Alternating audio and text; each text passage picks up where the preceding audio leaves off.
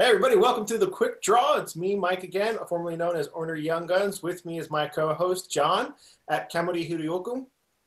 Did I actually say that right on the first go-around? Close enough.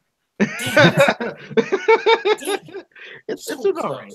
Close. So this, this is going to be a hard one to actually tell jokes around because everybody is really, really pissed off. So with us tonight to maybe talk some sanity into us and the rest of social media, hopefully, is good friend Matthias from Twitter, also known as, you may know him as @PoliticalMath.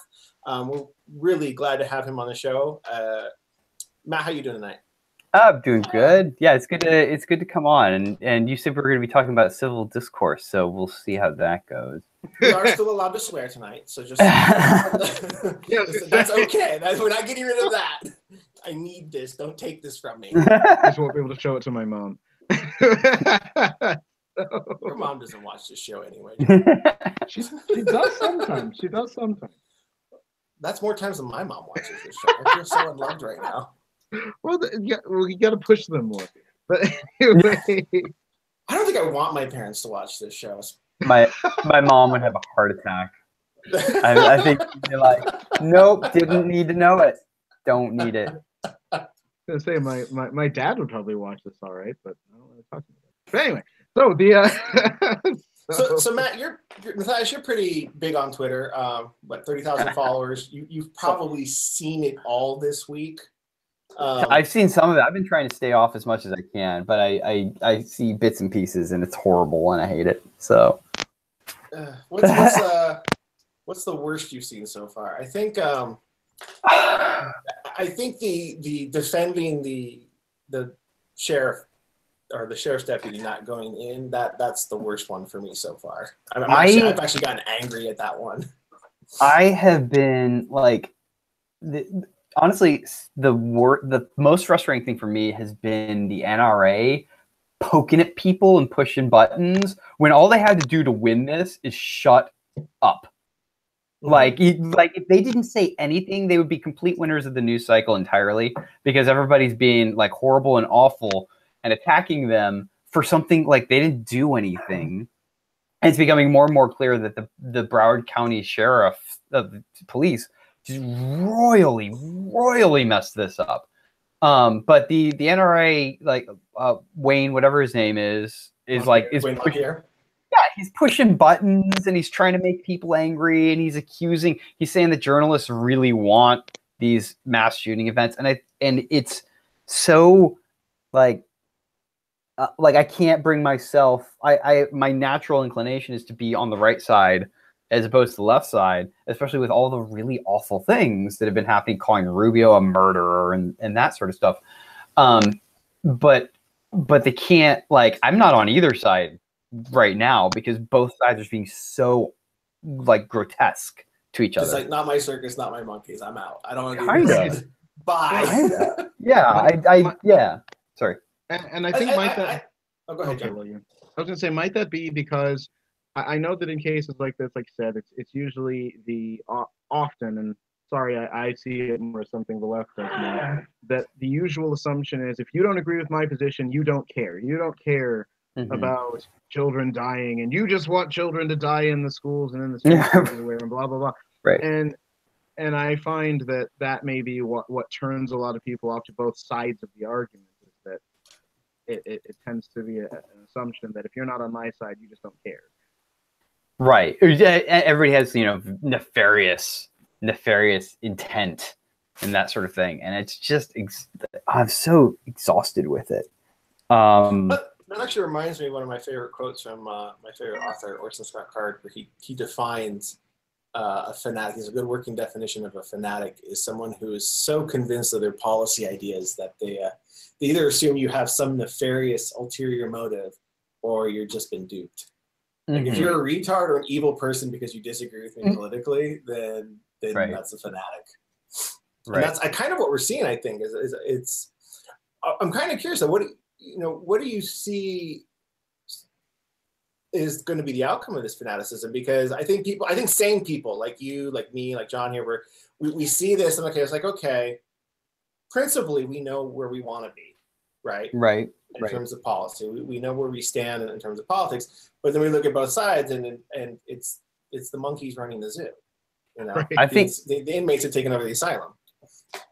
like I don't know what the actual policy outcome is going to be nationally. I don't think there's going to be very much gun control legislation. For the first part, because I don't think Donald Trump would sign it. But secondly, this is supposed to be a big year for the Democrats, and I still think it will be. But if there's anything they can do to mess that up, it's to go after guns, like vocally, clearly, loudly go after guns. That kills them every time. And if they decide that they're going to plant their flag and this is where they're going to live, then you're splitting the voting populace along ever increasingly sharp class and regional lines. If that's the hill they want to die on, they will die on it. Right. Well, that's what's interesting about this, though. You know, I had a friend point out to me, and kind of along the same lines of your observation. It was, okay, they're not going to pass gun control, and they're just not. Half the country's not going to go for that. You're not going to get enough, let alone enough people to amend the Second Amendment out of the Constitution. So, oh, sure, no. What I think what concerns me is we see this kind of rabid political dogmatism that's going to fall on its face. It's going to fall flat. It's not going to succeed at all. So what's the next step from there? Because if you don't get what you want and you've convinced yourself, I mean, this is the narrative, right? That the NRA is buying votes, that the NRA is just giving guns out to children like candy, and saying, go have mass shootings, it's fun. And right. If you actually believe that, I mean, I don't think the pushers, the movers, and the shakers of this narrative believe that, but the people that they're getting to parrot it, I think at some level believe that. So what's the next step? If you can't get what you want through law, you're going to start pushing for, I think, vigilantism, lynch mobs. I mean, the analog that my friend pointed out was the kind of the purge of Chinese landowners under Mao Zedong. I don't think we're right there. What? I don't think we're quite there yet. Well, I don't think we are there either, but I definitely could see why somebody would say we're on that path.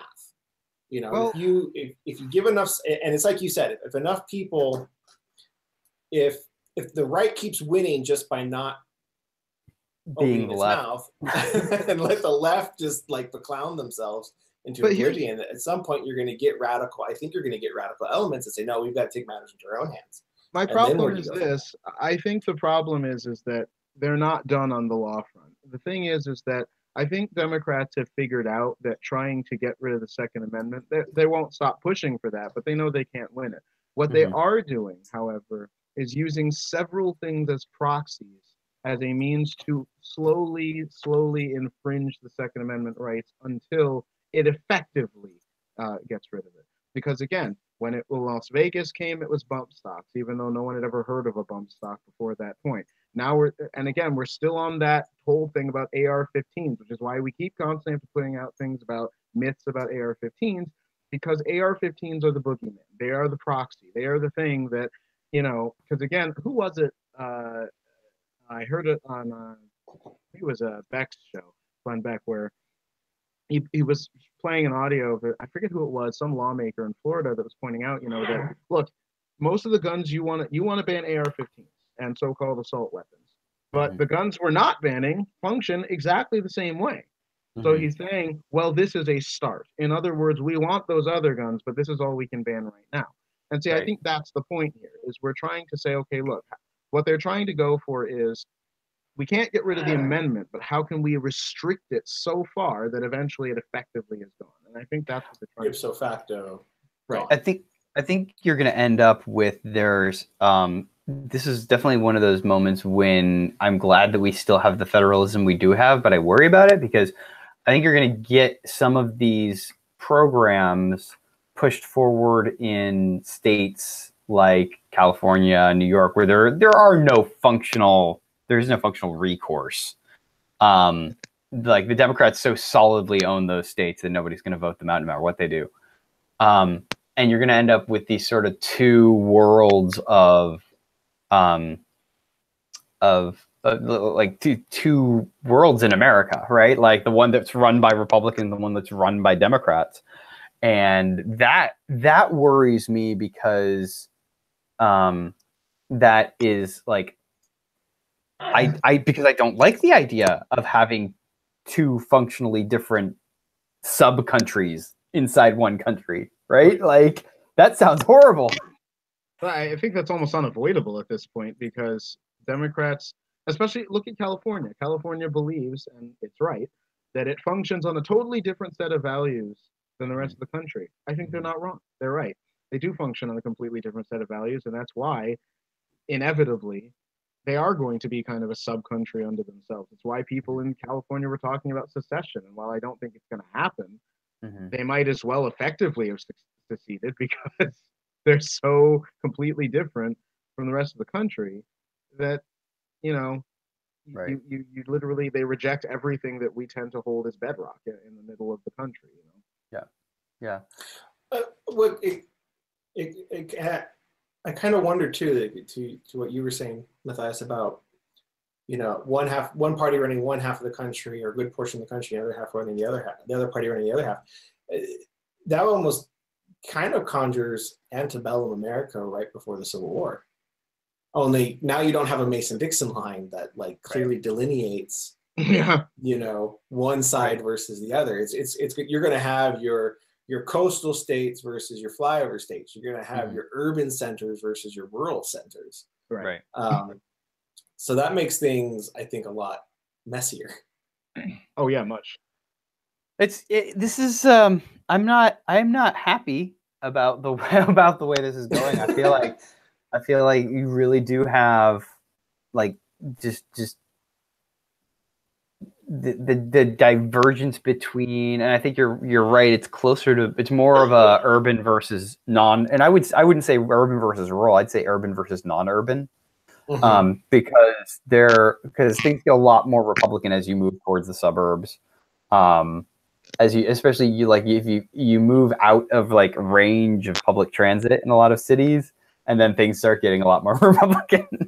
That makes sense because that's true here actually. Because I'm in Lansing, Michigan, and yeah, Lansing proper very very Democrat. But you go out places like Wacusta, Grand Ledge, which are still in the kind of greater Lansing area, but they're outside of public transit range, and yeah, you'll see a lot more fairly conservative people living out that way. So that seems about roughly accurate, at least in my experience. Yeah, and so that's the divergence that I'm seeing, and it's getting so stark that it's very very hard to imagine how these two groups function together, and like inside the same states is where I'm expecting most of the like real headbutting to happen.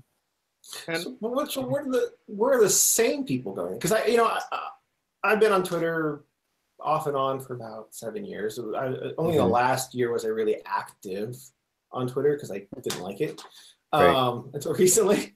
And I keep wanting to believe, at the very least. I know I think we all fall into the trap of seeing Twitter and then thinking, oh God, what's going on with my country? And we forget it's just Twitter, guys.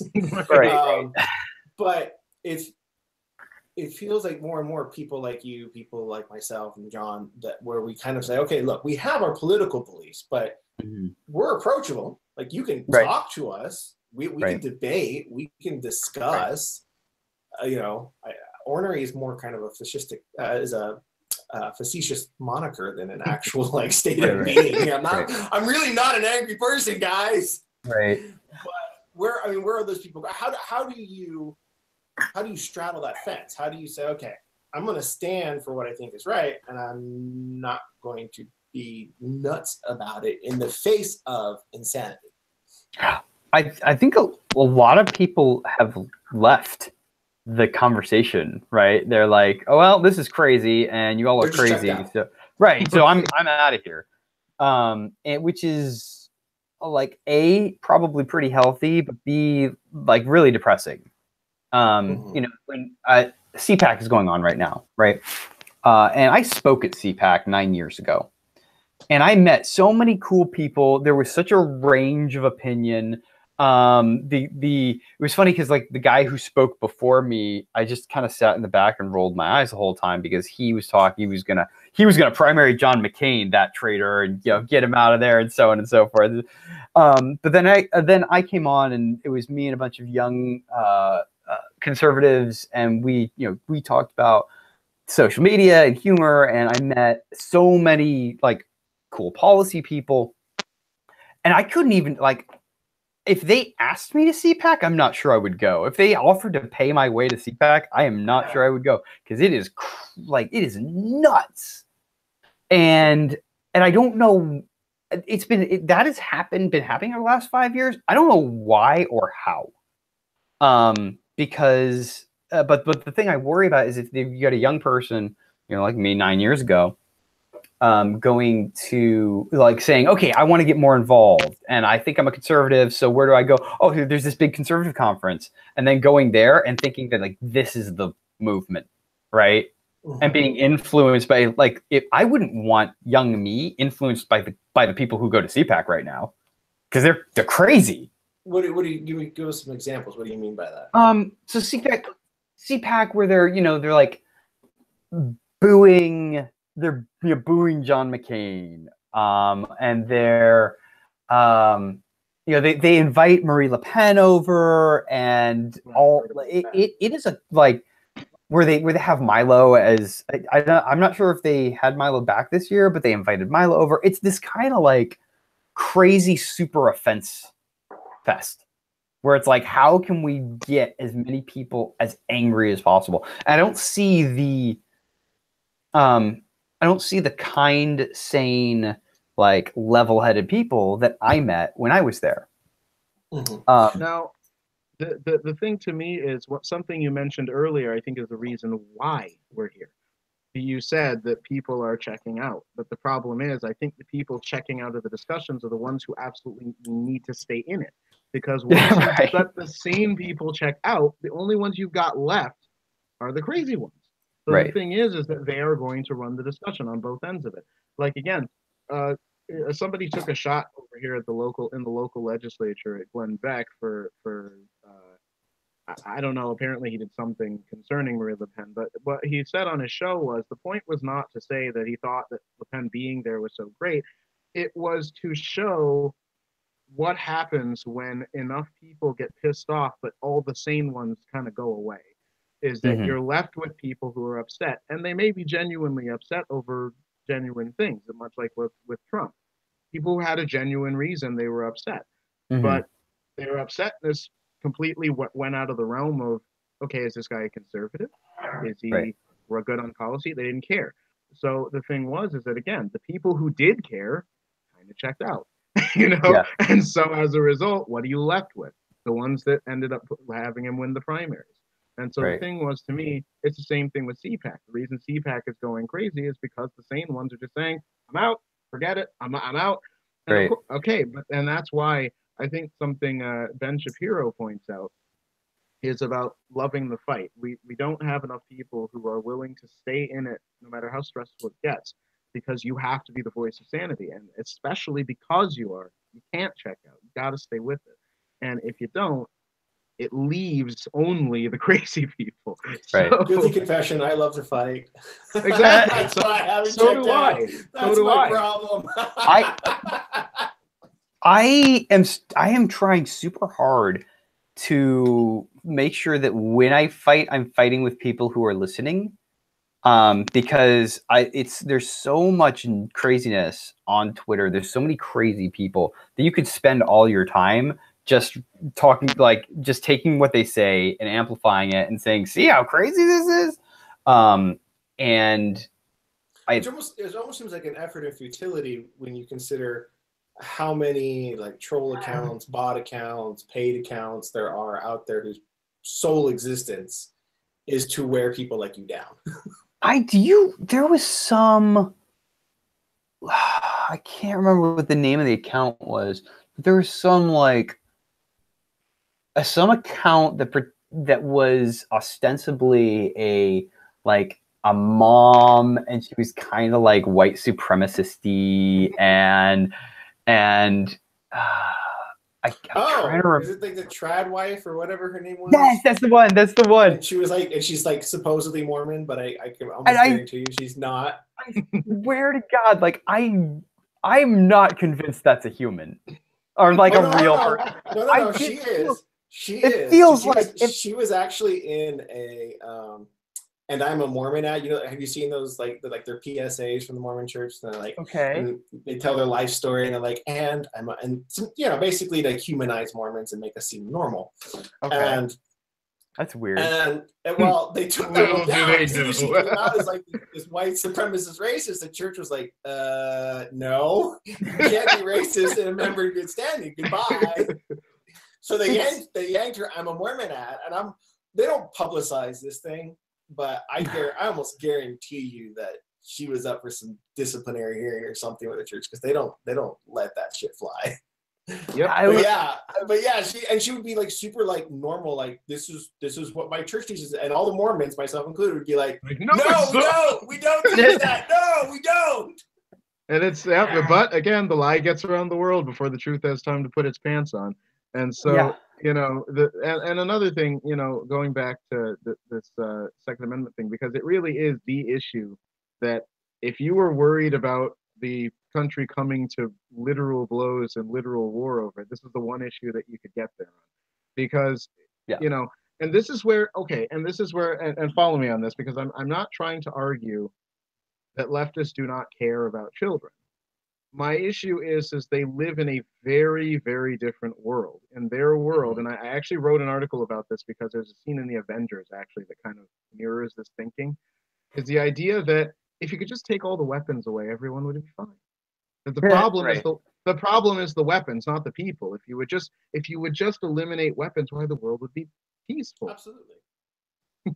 Yeah. So, you know, I think that's their thinking. They do the same thing with nuclear weapons. If you took all the nuclear weapons away, then they would, you know, then they think, oh, we could just uninvent nuclear weapons and the world would be peaceful and there would never be, you know, there would never be anything wrong. And so it's like, okay, but that's not true. I had this discussion with someone earlier this week where I don't know if it was it was a discussion, it wasn't a thread, but it was kind of similar concept. Like, let's suppose, to your point, John, theoretically, okay, we get rid of all weapons, and by weapons we'll define them as things specifically designed or to kill, right?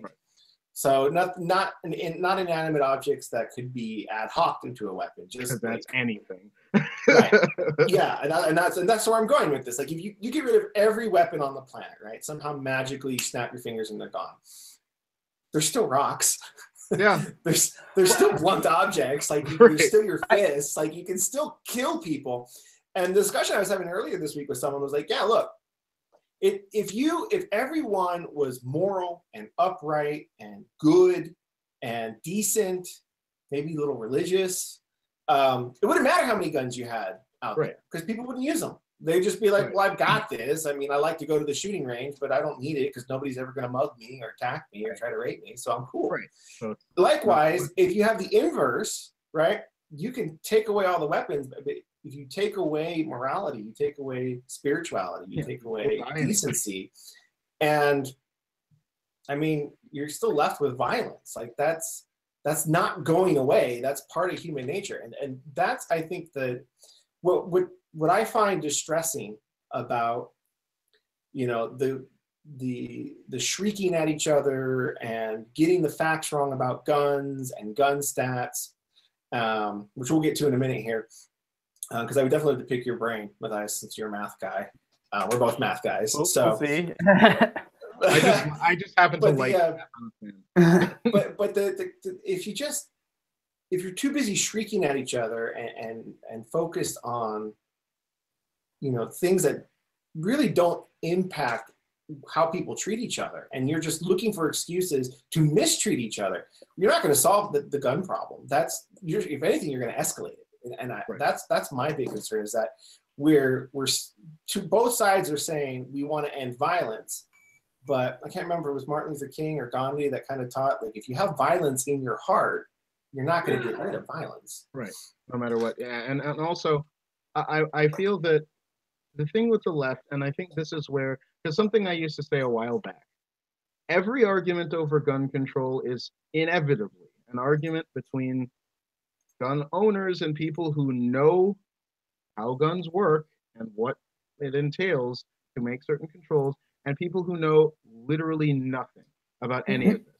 Right. This is general, and again, I'm not exaggerating. I'm not even saying that, oh, they don't care about kids. They do, but they don't know what they're talking about. Let's just be realistic. You know it's bad. You know it's bad when a Harvard professor is saying things like an AR-15 can shoot 10 rounds in a second.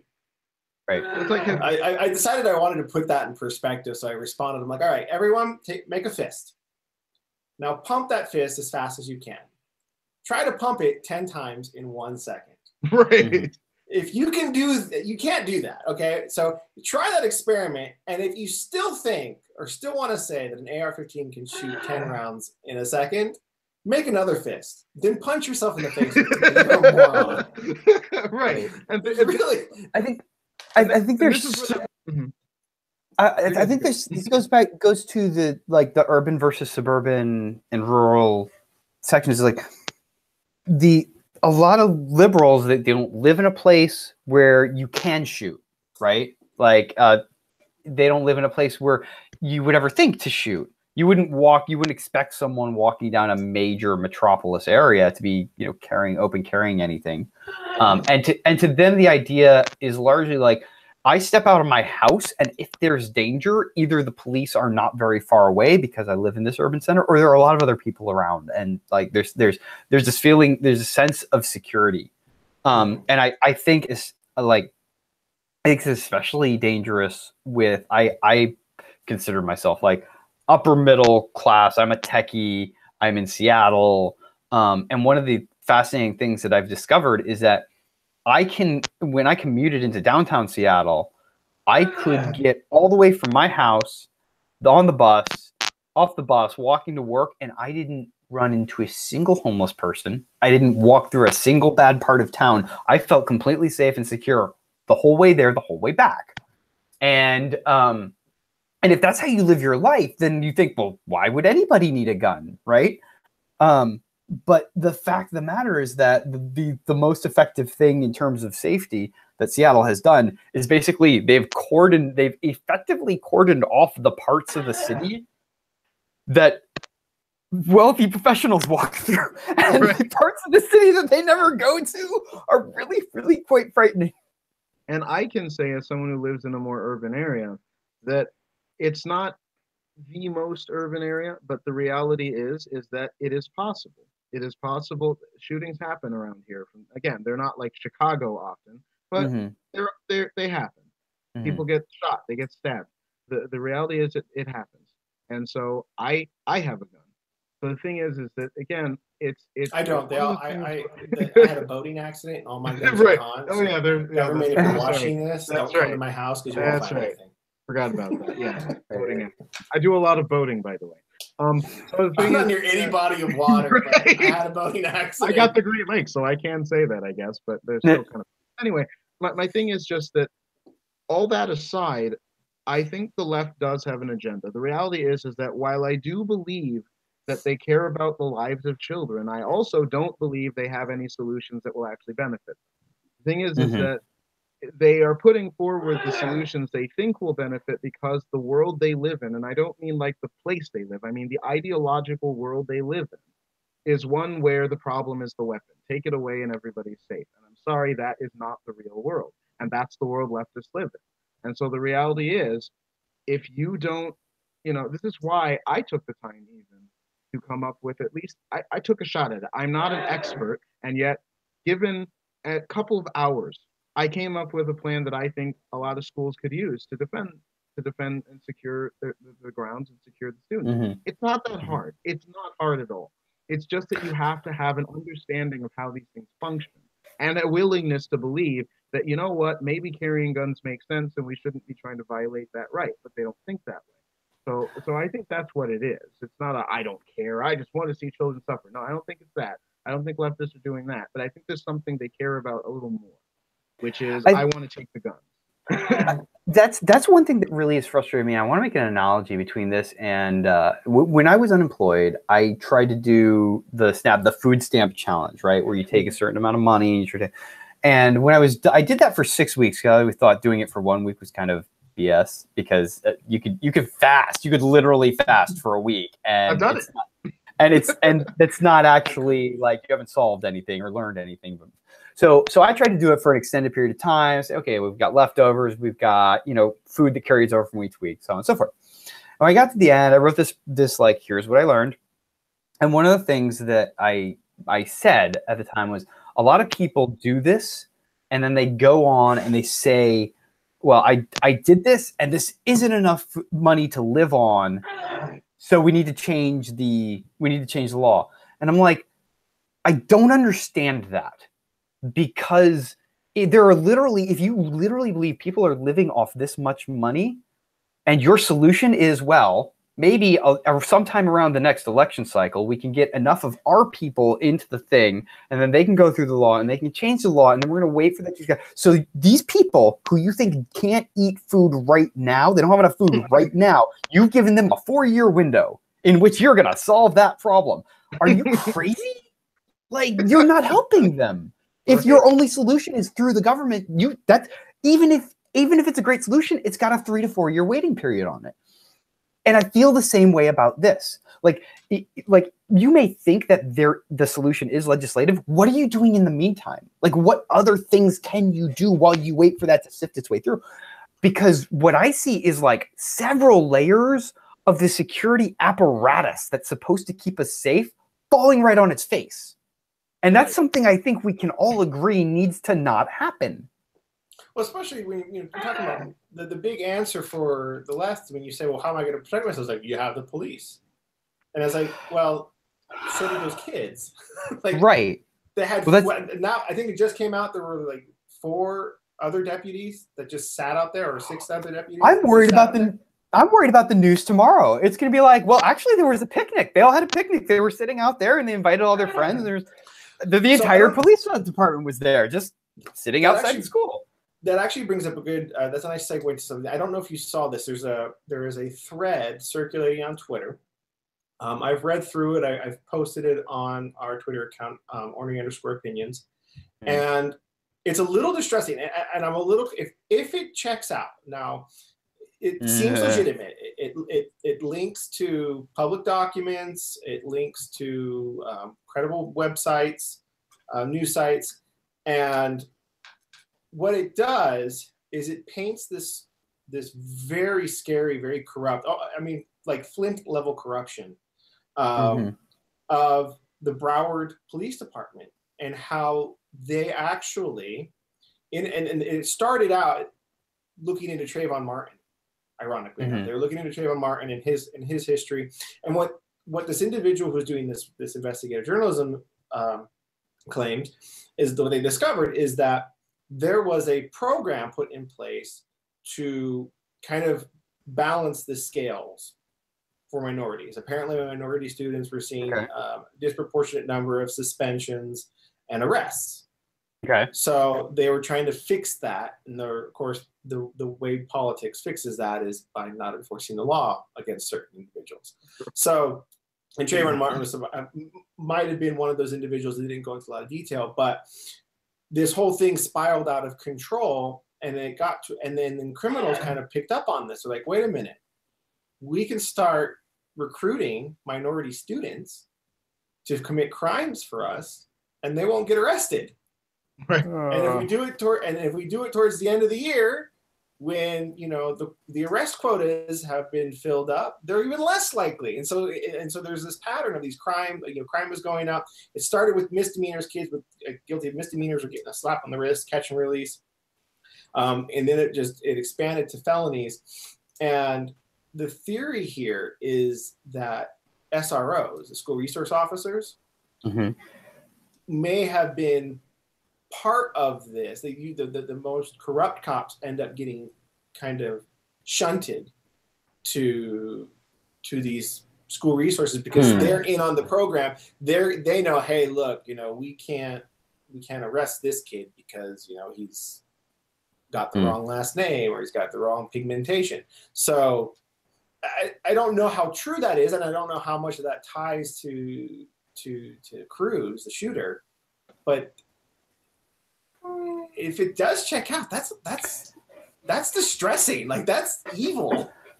Well, I think the Broward County debacle of their police force is just the like, that's the bottom line of the frustrating, distressing security failures, right? Like, they're kind of like they're spread out all through the entire structure of things that are supposed to keep us safe, and they're just the ones who happen to be there and mess up the most directly at the worst time.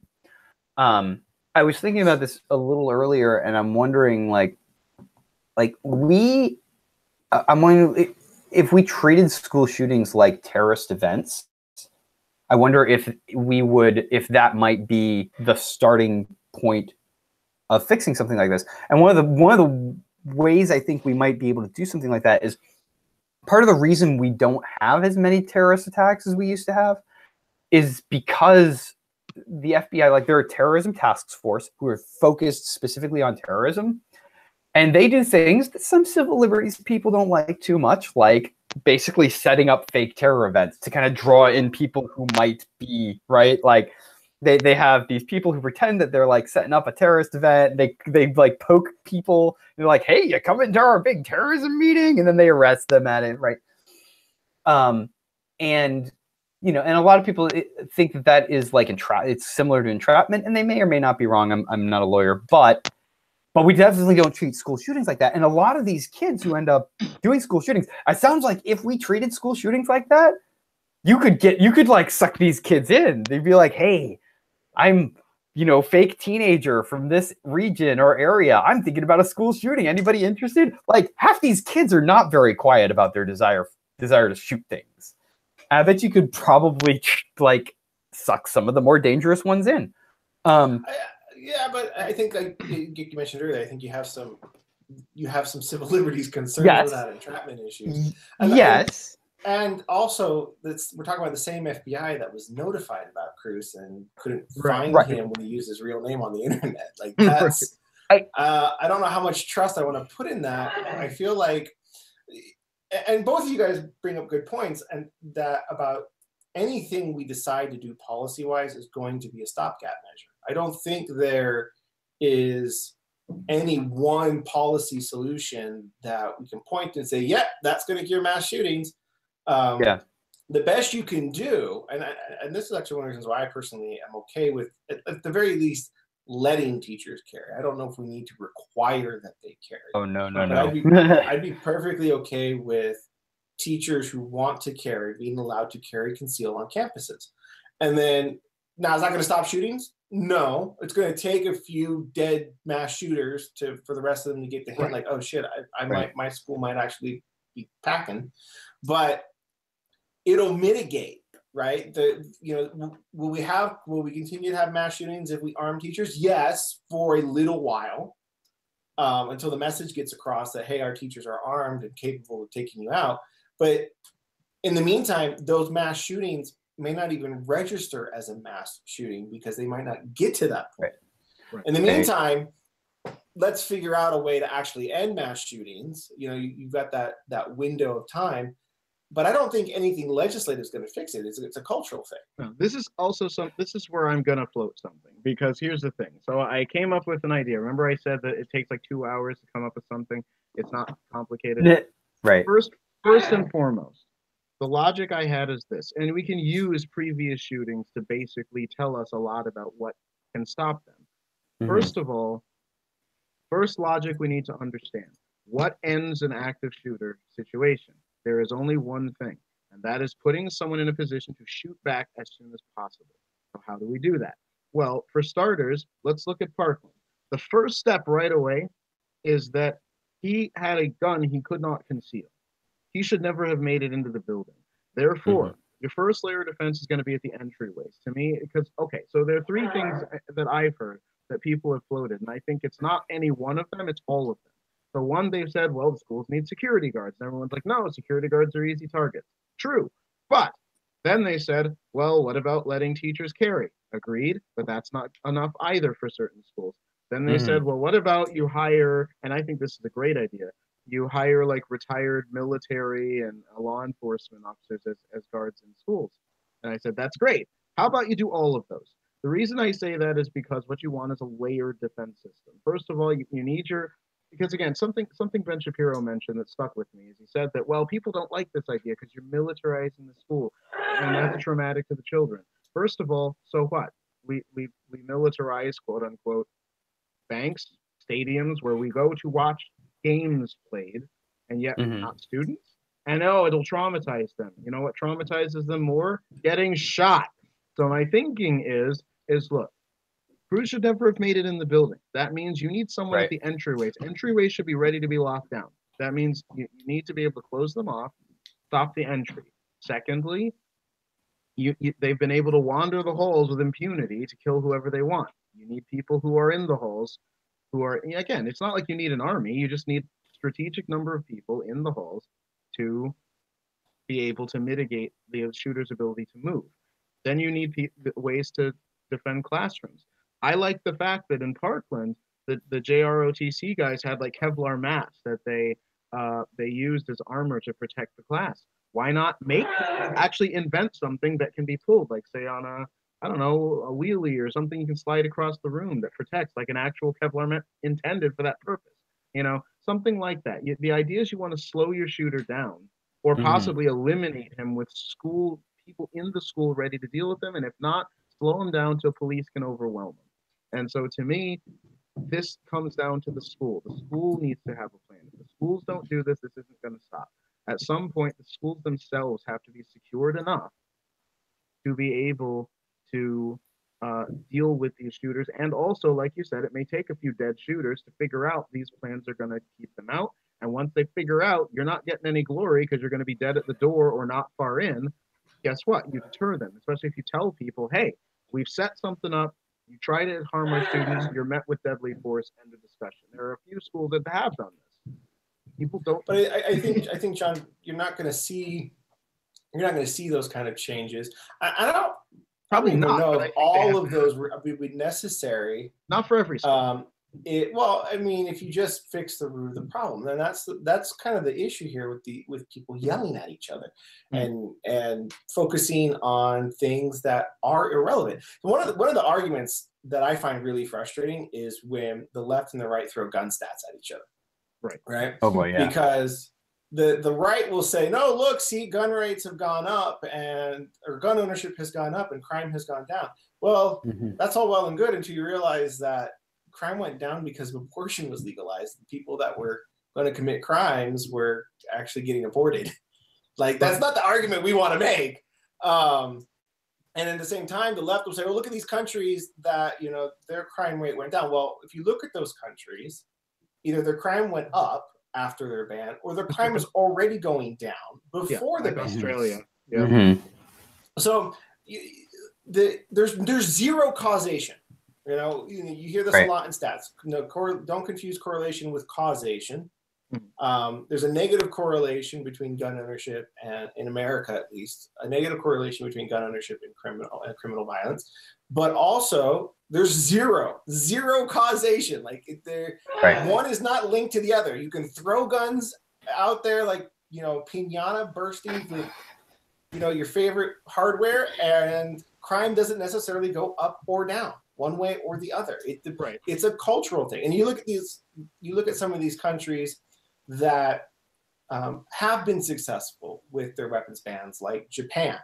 Well, we can't emulate Japan because we're not culturally homogenous like Japan. Like we're not, and we're never going to be culturally homogenous like Japan. Like I don't want to be Japan. I like Japan, but if you've seen some of their shows, I don't want to be Japan, okay? We don't need to be a chemical coordination. I know Eichenwald would love that, but we don't need to be that country. So it's any measure you come up with, and that's not like what you described, John, is not a bad plan. I would love to see that plan implemented. but it's not going to fix the problem because it doesn't attack the root of the issue. The root of the issue is a cultural tendency towards sociopathy. That's the big. Yeah, but how do you attack that problem? Right, and that's what I'm saying. That's a good question. That's the $1 million question, isn't it? Like, and it's interesting. I had this theory in college, and I'm seeing it kind of play out with. I've seen it kind of play out here. The more a society becomes entitled, and the more a society becomes interested in identifying wants as rights, the more you see violence uptick. And I haven't actually like sat down and studied that. I haven't sat down on the map. This is purely anecdotal, but just my spitball observation. If you look at time periods where gun violence went up, or violence in general went up, I bet you if you looked at the political sphere, you would see an uptick as well in rhetoric that describes wants and needs as rights. And that has what you could describe as an overall entitlement. And a good example, the example that kind of made me think about this when I was in college, was the 60s and the 70s, which was kind of like the golden age of serial killers. Like that, you had a massive uptick of serial killings in that time period. Well, what else did you have? You had the sexual revolution. You had like this massive baby boomer explosion of, we can do what we want, and what we want is a right, and da da da da. And then what happened in the 80s and the 90s? Well, people were a little more restrained, right? Well, and mainly because they were apathetic Gen Xers, but whatever. Well, and simply just because it is my most hated month of the year. The other thing to mention is that also plays out quite well. That idea plays out perfectly well with blacks.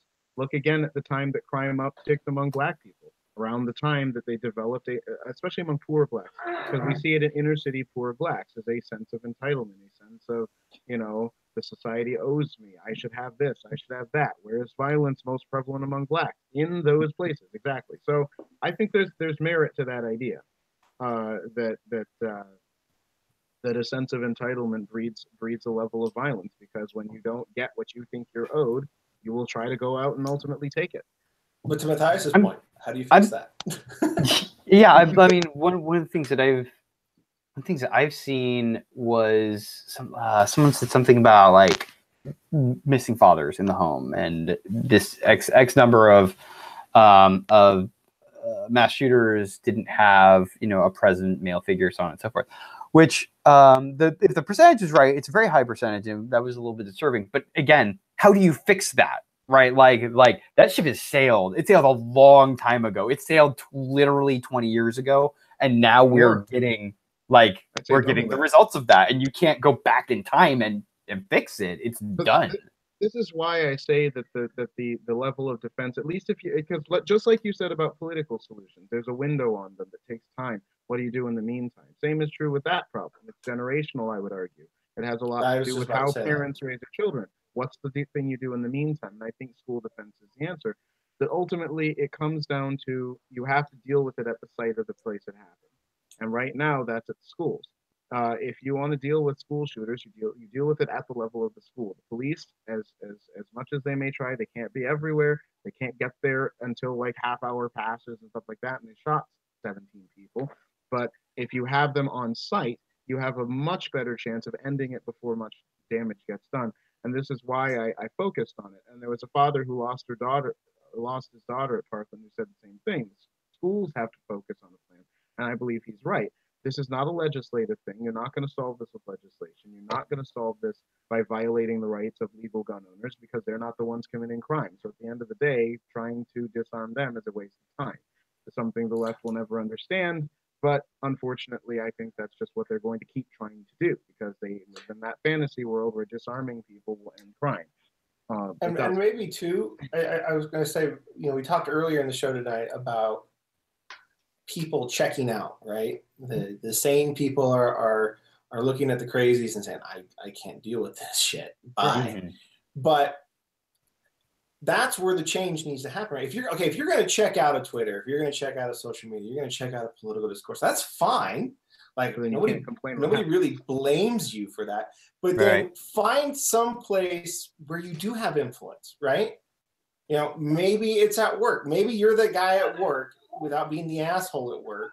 But maybe you're the guy that takes his liberal friends to the shooting range, you know, and says, "Hey, why don't you know?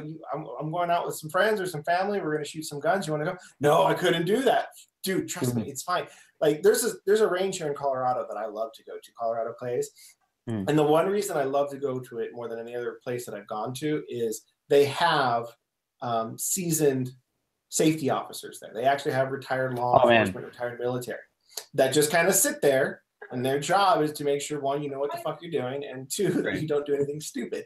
And they're really nice, and they answer lots of questions. They're very laid back and relaxed. But they're no nonsense kind of guys at the same time. Yep. It's just a great atmosphere. And let me tell you something. I've taken friends to these kinds of locations, and they're nervous, and they're like, I've never been shooting before, but Mike's a really cool guy, so I'm okay. I'm gonna give it a try.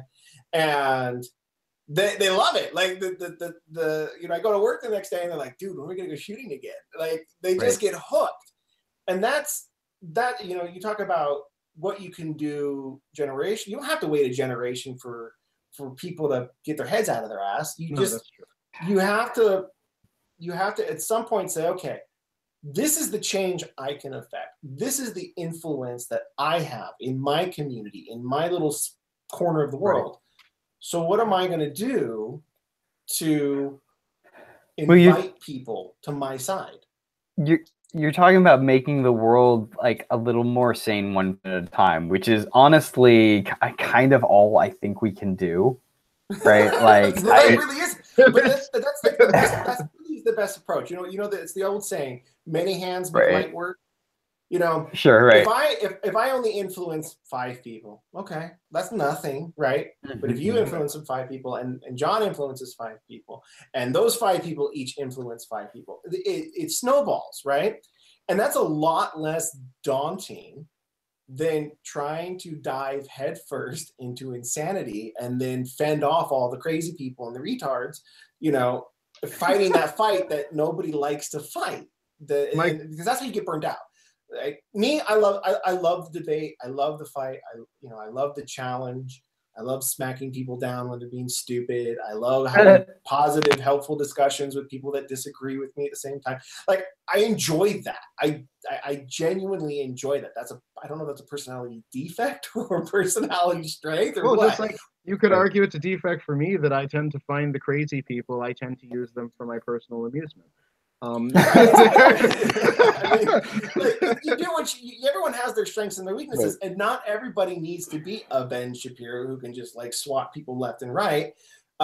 Sometimes it's good enough to be that guy that just takes the friends to the shooting range. Matthias?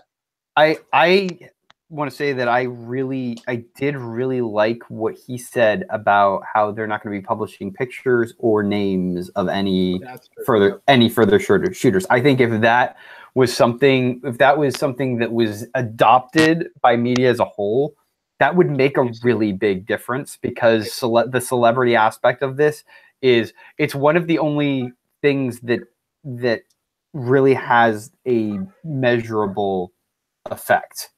And I think he's totally like, I don't want to know the names of any more shooters, period.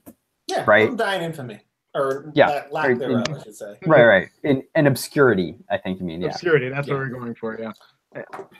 And I think at the end of the day, you know, that it is important that we create the sanity. Part of it is by not assuming, and again, don't get me wrong, and I must explain my contempt for leftism, not necessarily individual leftists, but my contempt for leftism is quite high. But the reality is that, again, I don't want to get to that point where I say that, oh, leftists want kids to die. I think what it is they simply have a misguided understanding of what will save them. And I think it's better to have that view than it is to have a view that they just want death, because then they become defensive, they want to fight you. I mean, they will anyway. But the point is simply that I think it's better to have that just for the sake of not spreading this idea that, no, we're going to tell everybody that you just suck. The reason you don't agree with, on the left, it's because you don't want to get rid of the Second Amendment because you're some Stone Age person who loves seeing children die. And on the right, it's, well, Right. you want to just take the guns away so much. You don't care if children die in order to do it. And I think neither is true. So I keep thinking that it's better, that we try to really be good about trying to at least see that people just have differing ideas, and their ideas may very well be completely wrong or delusional. But at least let's not go the angle of you just want kids dead. Right. Well, I think. So we're gonna go ahead. Were you gonna say, Matt? No. I was gonna say when it comes to discourse, I just want to say like there needs to be, people need to stop flipping the switch on each other. And one of the things that is most important with flipping the switch is one of the things that's most important about flipping the switch is making sure that like when you're talking to someone, we're not starting at a point of like of antagonism. Well, of superiority, right? Mm-hmm. Like if I come to you and I'm like, well, obviously my position is better than yours, but you can talk, but I'm not really listening because I'm already smarter than you, right? Like that's people, you've already blocked that door's already closed, right? But you don't say that. Not all the thinking apparently either. That's no, I mean that's good advice. That's something I struggle. That's something I struggle with. There is a need, I think, for humility in discourse. Like you have to. That was something I actually learned as a missionary. When I was a missionary 15 years ago, I would talk to people of different religions, and I had my beliefs, right? Yeah. I would actually go to like other churches and talk to people from other churches and be like, okay, no, you teach me. I'll listen to you. And, if I like what I hear, I'll take it and I'll apply it in my life. I'm not joining your church anytime soon, but that's not why I'm here. But it's kind of the same concept. So as someone who came from and I have to say to everybody who might not be Mormon who's listening to this, you should absolutely have some Mormon missionaries in your house, because you will learn so much. Even if you don't convert, you will learn a lot about public speaking and rhetoric and how to talk to people and convince people, because there's something happens in missionary training that is some of the most effective communication strategies. I don't know what you guys do, but it's really good. I've had a couple. Just plug it into our heads. I've had a couple of these conversations, and there's one moment. There's a poor little kid was like he was going through the script, and oh man, just like had trouble, like he couldn't make eye contact, this sort of thing. And then he gets to the key part where I think burning the breast or some part of the thing. Yeah, I know. And he right. he was right on you. Like they clearly make eye contact, talk to people, and it's really. I'm sorry, but it's effective. It's surprisingly effective, and I really encourage people like Mormon missionary. Like, talk to them. Really, I know a lot of Mormons. It's a really cool. I'm not a Mormon. For me, it was an interesting experience of just like how people communicate. So, and I'm the same way with like Adventists or Jehovah's Witnesses that come to my house. It's just like, all right, come on in, we can talk. Right. Convince me, but I'll listen. Like I enjoy that dialogue because you learn. It's like you said, you learn so much. About what you believe, about what they believe, about how to have that discourse. So yeah, I think that's great advice. And I think we'll close on that. Like, yeah, have more Mormon missionaries in your house, guys. All right. Well, thanks, Matthias, for coming on.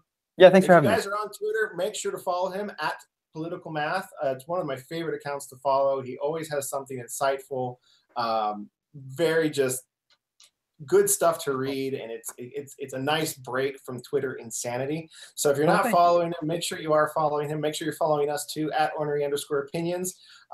We will see you guys next week. We will have another guest, and if all goes well, we'll be talking feminism.